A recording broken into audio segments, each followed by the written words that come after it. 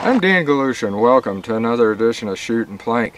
I was just out here doing part 3, I guess it was, of our ATI, American Tactical Alpha 15, where we were bore sighting it with a laser sight, and we're going to shoot it in another video, and that's all something different. You can look at that video. But while here, I was thinking about 2 letters that scare the bejeebers out of people, and most of them don't even know what it stands for. And that's AR. There are probably 3 different ARs that they would hear of in the shooting industry. You have an AR-7, the dreaded AR-15, and AR-500, 600, 550, and 400. I'm going to get to them. Now, what does AR stand for? Well, most of them would say, oh, automatic rifle. First off, that would be illegal. You're not allowed to own an automatic rifle. Unless you're playing around with it, then you're illegal. You can't buy one. No FFL dealer that is honest and true would sell you a fully automatic weapon. It's not legal. Military, yeah, but no. Not to the general public. It has to be semi-auto. So at that rate, they'd have an SAR. So with that in mind, then the other thing they call is assault rifle. AR stands for assault rifle. No. So what does AR stand for? Well, it comes from quite a ways back, really. Eugene Stoner's the first one that converted one, and that was, I think, in the 1950s.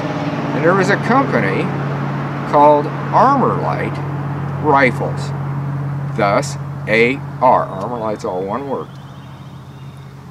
That was the AR-15. They had an Armorlight rifle Model 15.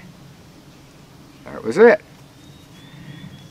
The next one you'd have the AR-7. Well, in 1997, that name, or those letters, were purchased by Henry Rifles. Henry took this thing, and it actually was a survival rifle. It comes from way back, and it was made by American Rifles, thus AR. Now, with that, the AR-7 went to Henry. They now make that a survival rifle. It fires a .22 caliber round in 8 round magazines that all go into the buttstock. I'll show you a photo here of it. And they've got like 3 different colors of it and what have you, and most people just got it more or less for a collector's item and some fun shooting, because you can shoot around with it quite a bit. So that's what that is. An AR-7 is an American Rifle Model 7. And as I said, Henry took that over in 1997, and the pilots used to use it as a survival rifle. And as I said, it's only a .22 caliber. That's it. It's only 8 round magazines. Butt stock will hold 2, and you can put 1 in the receiver, so you can have 3 magazines in there. But again, they're only 8 rounds, and they're only .22 caliber.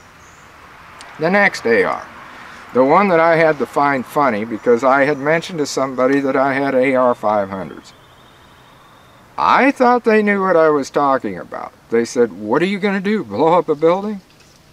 No, not unless I'm Hercules and I can throw a disc that hard. Because I got one here. I got one. This happens to be an AR-500 6-inch, 3/8 inch target. So what's the AR stand for? Abrasion resistance. It's the hardness of the steel. There's nothing to it as far as, the only way you're going to hurt something is if you drop it on your foot, and I'll guarantee you're going to say ow or a few other unpolite words. And there's different thicknesses of this. And in fact, you get up to 5/8 inch thick, you drop that on your foot, you may have something broken. But, especially if it's one of the big silhouette ones. So, there's your 3 ARs. So, where's this AR come from? Because what has happened is if there was actually a ban on ARs, there's only one company that legally they could say that you can't buy, and that's Colt. Colt purchased the AR-15. They legally own it. Any other company using AR-15 on their gun, That's a no-no. That's like, this is an Alpha 15.